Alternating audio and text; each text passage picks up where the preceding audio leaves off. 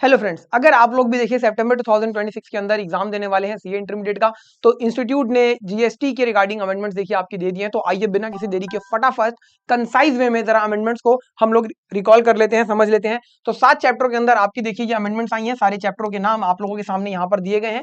क्या अमेंडमेंट्स आई हैं एक एक करके आइए सभी को समझते हैं। तो सबसे पहले जो आपकी अमेंडमेंट आ रही है देखिए सेक्शन 9 सबसेक्शन 5 के रिगार्डिंग आ रही है, जिसके अंदर आपने पैसेंजर ट्रांसपोर्टेशन की सर्विस, होटल अकोमोडेशन की सर्विस, हाउस कीपिंग की सर्विस और रेस्टोरेंट सर्विस समझी थी, जिसमें गवर्नमेंट कहती थी कि इलेक्ट्रॉनिक कॉमर्स ऑपरेटर सारा टैक्स कस्टमर से लेकर गवर्नमेंट को पे करेगा।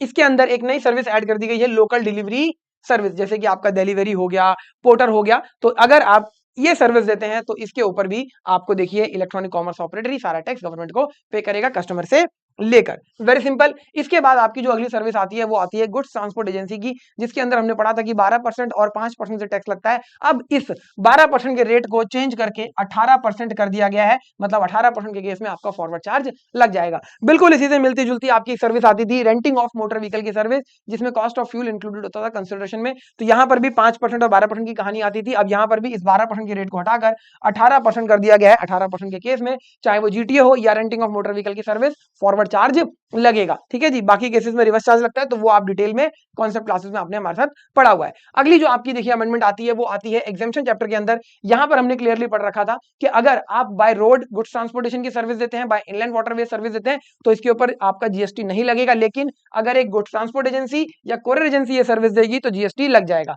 अब ये एंट्री कहां एप्लीकेबल नहीं है? अगर आप ये जो सर्विस दे रहे हैं लोकल डिलीवरी की, एक इलेक्ट्रॉनिक कॉमर्स ऑपरेटर के थ्रू दे रहे हैं, या एक इलेक्ट्रॉनिक कॉमर्स ऑपरेटर अगर ये बाय रोड गुड्स ट्रांसपोर्टेशन की सर्विस देगा, तो एग्जेम्पशन नहीं मिलेगी। आपको ये ध्यान रखना है। अच्छा सर, यहां पर आपकी गुड्स ट्रांसपोर्ट एजेंसी की डेफिनेशन को भी चेंज किया गया, थोड़ी देर में बताता हूं। इसके बाद देखिए नई एंट्री ऐड की गई है 36C, 36D और 36E।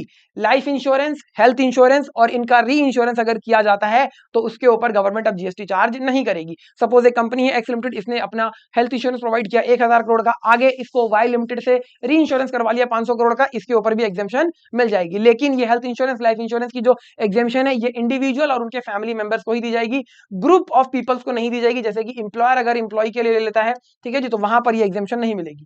गुड्स ट्रांसपोर्ट एजेंसी का मतलब क्या है? तो सर बाय रोड जो गुड्स ट्रांसपोर्टेशन की सर्विस दे रहा है और कंसाइनमेंट नोट इशू कर रहा है, ये एक जीटीए है। लेकिन एक इलेक्ट्रॉनिक कॉमर्स ऑपरेटर या इलेक्ट्रॉनिक कॉमर्स ऑपरेटर के थ्रू जब आप सप्लाई प्रोवाइड करोगे तो उसे हम जीटीए की डेफिनेशन के अंदर नहीं रखेंगे। इसके साथ साथ हेल्थ इंश्योरेंस बिजनेस का क्या मतलब है वो यहां पर बता दिया गया। तो एक रीडिंग आपको देनी है बस, ठीक है जी। ये पीडीएफ आपको मिल जाएगी डिस्क्रिप्शन के अंदर, आप इसे डाउनलोड कर लीजिएगा। अगली जो सर्विस आती है देखिए पोस्ट एग्जाम सॉरी अमेंडमेंट आती है, वो आती है आपकी वैल्यू ऑफ सप्लाई चैप्टर के अंदर। क्या पोस्ट सेल डिस्काउंट जो दिया जा रहा है इसे हम किसी तरीके से कंसिडरेशन समझे? पहली बात। दूसरी बात, क्या पोस्ट सेल डिस्काउंट जो दिया जाता है इससे आईटीसी को रिवर्स करना होगा अगर ये फाइनेंशियल आपका क्रेडिट नोट या फिर कमर्शियल क्रेडिट नोट के थ्रू दिया जाता है? तो एक बात समझिए, फाइनेंशियल और कमर्शियल क्रेडिट नोट आपके जीएसटी वाले क्रेडिट नोट नहीं है, जिससे कि सप्लायर अपनी टैक्स लायबिलिटी एडजस्ट कर सके। इसीलिए इन क्रेडिट नोट्स के अगेंस्ट में जो एडजस्टमेंट की जाएगी उससे टैक्स इनवॉइस के अंदर कोई चेंज नहीं आता, टैक्स लायबिलिटी में कोई चेंज नहीं आता, तो रिसिपेंट को आईटीसी रिवर्स करने की जरूरत बिल्कुल भी नहीं है। ये बात यहां पर बताई गई है। अगली जो क्लैरिफिकेशन आती है देखिए वैल्यू ऑफ सप्लाई चैप्टर के अंदर, पहली क्लैरिफिकेशन, दूसरी क्लैरिफिकेशन इसमें ये आती है कि क्या पोस्ट सेल डिस्काउंट को हम इंड्यूसमेंट समझे? तो गवर्नमेंट ने कहा देखिए मैन्युफैक्चरर ने सामान बनाया, डिस्ट्रीब्यूटर को दे दिया, डिस्ट्रीब्यूटर ने खरीद लिया, मैन्युफैक्चरर को पेमेंट कर दी। अब जो डिस्ट्रीब्यूटर है वो गुड्स का ओनर बन गया। अब अगर वो यहां पर सेल्स को प्रमोट करने के लिए किसी तरीके की कोई एडवर्टाइजमेंट कर रहा है और post sale discount at the time of payment distributor receive करता है मैन्युफैक्चरर से, तो वहां पर ये पोस्ट सेल डिस्काउंट किसी भी तरीके का इंड्यूसमेंट या प्रलोभन नहीं है जो कि मैन्युफैक्चरर उसे दे रहा है। हाँ, लेकिन अगर सपोज मैन्युफैक्चरर के बिहाफ पर डिस्ट्रीब्यूटर कोई काम करता है सेल्स को इंक्रीज करने के लिए, तो वहां पर इसे हम इंड्यूसमेंट समझेंगे और इस तरीके का जो पोस्ट सप्लाई डिस्काउंट है फिर वो कंसिडरेशन मान लिया जाएगा। क्योंकि हमने क्लियरली ये बात पढ़ी थी कि सर जो आपका पोस्ट कंसिडरेशन है उसके अंदर इंड्यूसमेंट, जिसे हम प्रलोभन कहते हैं, वो आपका आता है। ठीक है जी। अच्छा, इसके साथ साथ देखिए यही बात यहां पर लिखी गई है, तो अगर कोई अलग से आप काम कर रहे हो तो हम उसे कंसिडरेशन मान लेंगे। अगली क्लैरिफिकेशन ये आती है कि क्या पोस्ट सेल डिस्काउंट जो दिया जाता है इसे हम पेमेंट माने मैन्युफैक्चरर की तरफ से डीलर को प्रमोशनल सर्विसेज के लिए। तो गवर्नमेंट ने कहा एक बात बताइए कि जो डीलर है, ये डिस्ट्रीब्यूटर है, मैन्युफैक्चरर के बिहाफ पर क्या कोई अलग से काम कर रहा है, जैसे कि को branding, advertising, customization, exhibition, customer support? अगर वो ये काम कर रहा है तब तो इसे जो पोस्ट सेल डिस्काउंट दिया गया है उसे हम कंसिडरेशन मान लेते हैं प्रमोशनल सर्विसेज के लिए। लेकिन अगर वो ऐसा कोई भी काम अलग से नहीं कर रहा है तो सर इसे आप नहीं मानोगे, और यहां पर फिर जो डीलर है वो अपने लिए ही काम कर रहा है और ये आपका कंसिडरेशन नहीं ट्रीट किया जाएगा। वेरी सिंपल, ये आपकी क्लैरिफिकेशन थी वैल्यू ऑफ सप्लाई चैप्टर के अंदर। अगली जो आपकी अमेंडमेंट आ रही है रूल 86B के अंदर आ रही है। रूल 86B क्या कहता था? 99% of output tax liability need to be discharge from electronic credit ledger, 1% need to be discharge from electronic cash ledger where value of supply in any month is more than 50 lakh rupees. लेकिन rule 86B कहां नहीं लगेगा? Sir rule 86B आपका नहीं लगेगा अगर 1 लाख रुपए से ज्यादा का आपका इनकम टैक्स बनता है पिछले 2 सालों के अंदर लगातार, आपका इनवर्ट ड्यूटी स्ट्रक्चर के अंदर या फिर अनयूटिलाइज आईटीसी के केस में 1 लाख से ज्यादा का रिफंड बन जाता है, या फिर आपने क्यूमुलेटिव बेसिस पर अभी तक 1% से ज्यादा की इलेक्ट्रॉनिक कैश लेजर से अपनी लायबिलिटी पे डिस्चार्ज करी है। Government department, public sector undertaking, local authorities के ऊपर भी आपका ये प्रोविजन नहीं लगता है। ये तो हमने सर पढ़ रखा था। नया इसके अंदर जो चीज ऐड की गई है वो है कि सर अगर ये जो ऐड किया गया, देखिए ये ऐड किया गया है रूल 31D के रिगार्डिंग। रूल 31D के अंदर देखिए टोबैको से रिलेटेड प्रोडक्ट्स जैसे कि सिगरेट हो गया, सिगार हो गया, पान मसाला हो गया, इस तरीके के डीमेरिट गुड्स हैं जिनके ऊपर गवर्नमेंट जो टैक्स लगाती है वो तकरीबन 40% के आसपास लगता है। तो गवर्नमेंट ने यहाँ पर क्या कहा?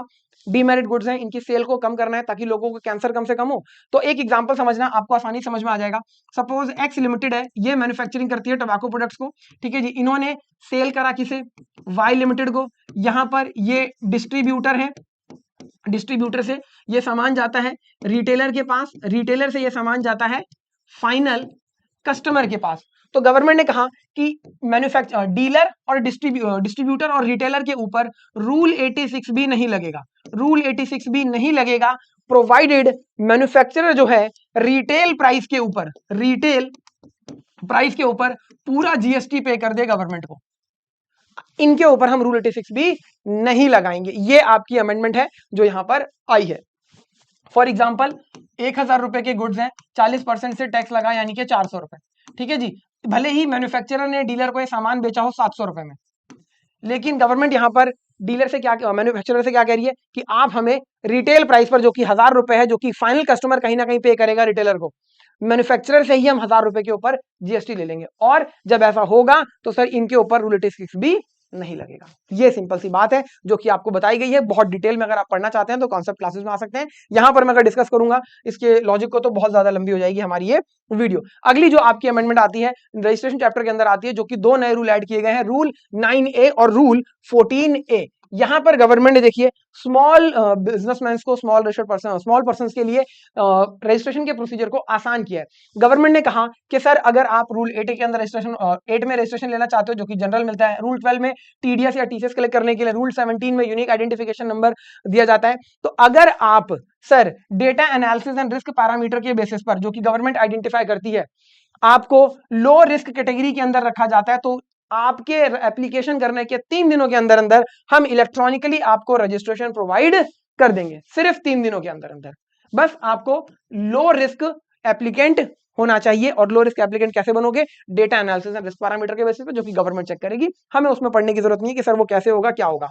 इसी तरीके से रूल 14A आता है। रूल 14A क्लियरली कह रहा है कि सर अगर आपकी किसी पर्टिकुलर, देखिए रूल 8 के अंदर आपने रजिस्ट्रेशन के लिए अप्लाई करना है, ठीक है जी, और आपकी जो टोटल टैक्स लायबिलिटी बनती है वो 2.5 लाख रुपए या इससे कम बनती है, तो आपको भी हर एक स्टेट में अगर मल्टीपल प्लेस ऑफ बिजनेसेस हैं तो डिफरेंट रजिस्ट्रेशन लेने की बिल्कुल जरूरत नहीं है।